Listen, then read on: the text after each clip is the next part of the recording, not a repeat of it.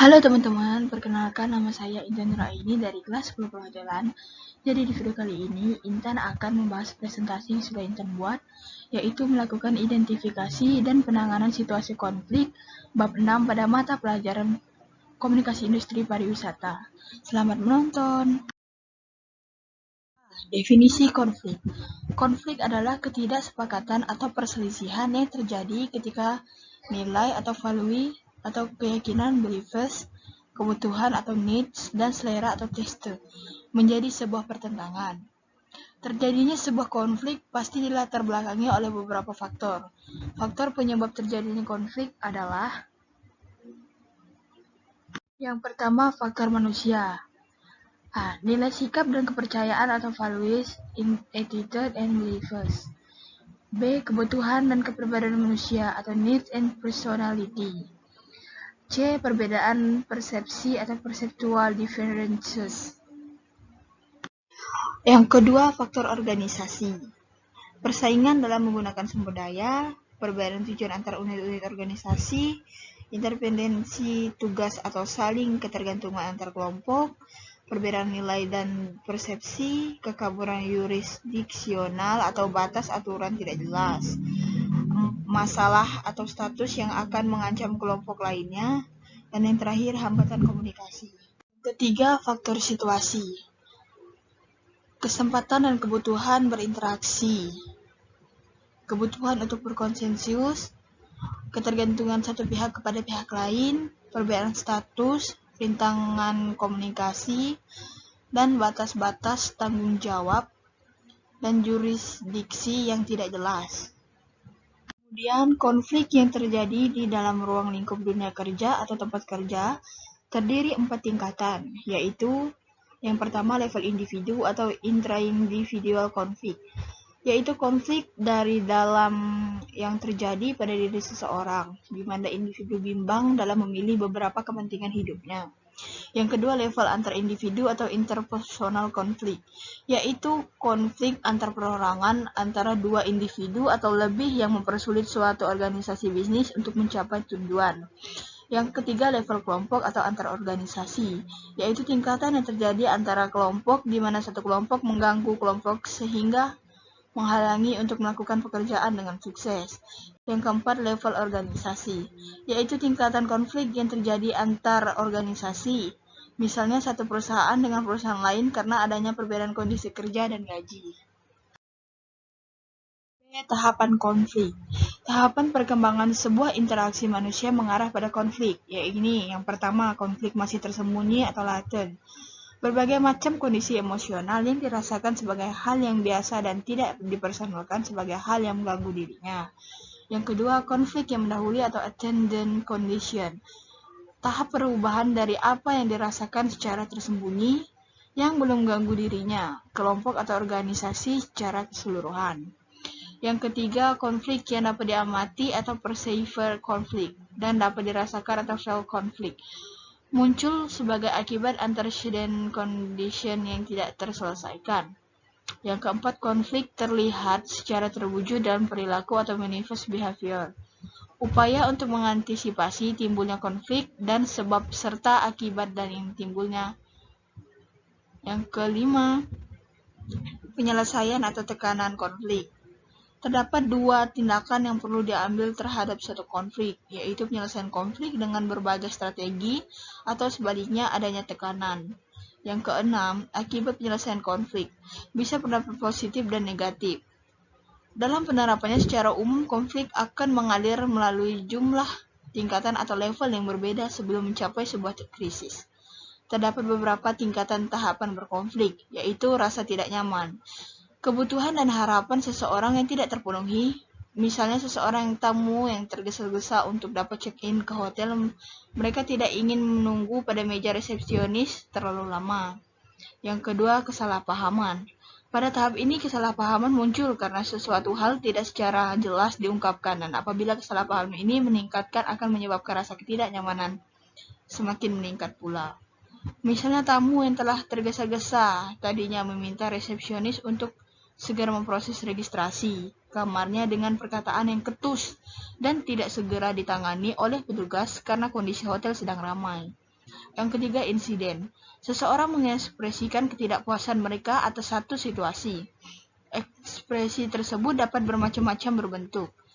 Mereka mungkin akan menyampaikan keberatan secara verbal, menampilkan wajah yang tidak senang, menggunakan bahasa tubuh untuk mengekspresikan rasa tidak senang mereka. Misalkan tamu yang menunggu untuk check-in menyilangkan lengan lalu mengetuk meja dengan tidak sabar. Dia lalu hanya secara seperlunya dan ketus pada resepsionis. Dia lalu menyampaikan keluhan bahwa layanan yang diberikan pada tempat ini tidak berguna. Harus ada lebih banyak staf. Yang keempat, ketegangan. Friksi terjadi di antara dua pihak yang sedang terlibat konflik. Kedua pihak saling bertahanan dan mengekspresikan pertahanan tersebut. Sebuah perang kata-kata mungkin terjadi, misalnya seseorang resepsionis tersinggung dengan komentar seorang tamu yang tidak sabar dan dengan tajam mengatakan bahwa dirinya sedang sibuk menangani masalah lain dan tamu tersebut harus menunggu gilir dan bahwa tidak ada staf lain dapat membantunya. Yang kelima, krisis. Konflik tersebut telah meningkatkan pada suatu keadaan di mana dua pihak tersebut mungkin berargumen secara verbal maupun fisik. Bahkan sering dibutuhkan pihak ketiga untuk mengatasi level konflik ini. Misalnya tamu tersebut mulai menganiaya resepsionis karena dia telah bersikap kasar. C. Solusi atau pemecahan situasi konflik. Ada 5 yang dapat digunakan untuk menghadapi situasi tersebut. Yang pertama, win-loss. Ini adalah sebuah metode yang meliputi pendekatan kompetisi atau competition, di mana kekuatan ego diri sendiri nampak nyata di atas kepentingan pihak lain. Strateginya adalah memang atas semua biaya, tanpa mempertimbangkan alternatif lain. Metode ini dapat digunakan pada situasi darurat di mana tindakan yang penting dibutuhkan. Dapat digunakan juga ketika seseorang harus menunjukkan kontrol karena metode yang lama telah gagal. Sering digunakan ketika implementasi dari perubahan yang tidak bisa dibutuhkan. Sayangnya, hal ini selalu berarti bahwa pihak yang lain akan kalah. Yang kedua, loss win. Metode ini merupakan pendekatan akomodasi atau accommodation di mana seseorang merasa senang menerima argumen orang lain. Seseorang mengorbankan beberapa kepentingan sendiri agar pihak lain mendapatkan keuntungan atau self-serving behavior. Metode ini digunakan ketika masalah tidak terlalu signifikan atau ketika orang-orang lebih penting dari masalah tersebut. Metode ini juga digunakan ketika mempelajari mengenai keyakinan, nilai, dan tindakan orang lain. Yang ketiga, loss. Metode ini merupakan pendekatan penghindaran atau avoid conflict, ketika kedua belah pihak memilih untuk mengabaikan konflik secara fisik ataupun psikologis untuk memelihara perdamaian. Mereka memilih tidak memperdulikan atau berhadapan dengan masalah atau membekukan masalah. Metode ini memungkinkan setiap pihak untuk dapat bersikap tenang dan memberikan kasus tersebut dengan cara yang lebih rasional. Namun sebenarnya seperti ini, tindakan ini hanya menunda sebuah konflik yang telah terjadi. Sehingga memungkinkan sekali jika suatu saat akan kembali. Yang keempat, win-loss atau win-loss. Metode ini merupakan kompromise ketika dua pihak setuju untuk berbeda dan sebuah konsensus telah disepakat. Metode ini melibatkan negosiasi dan memiliki hasil yang fleksibel. Metode ini digunakan ketika argumen yang ada saat kompleks atau ketika terdapat tidak hanya satu solusi yang mungkin.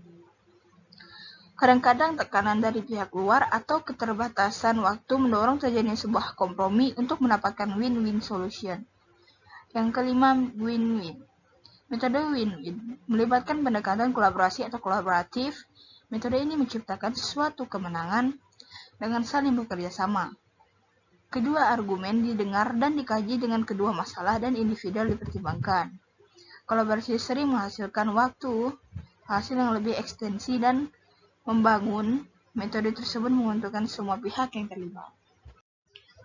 Kelima strategi tersebut dapat diaplikasikan sesuai dengan tingkat konflik itu sendiri, yakni A. Level individu atau intra-individual konflik.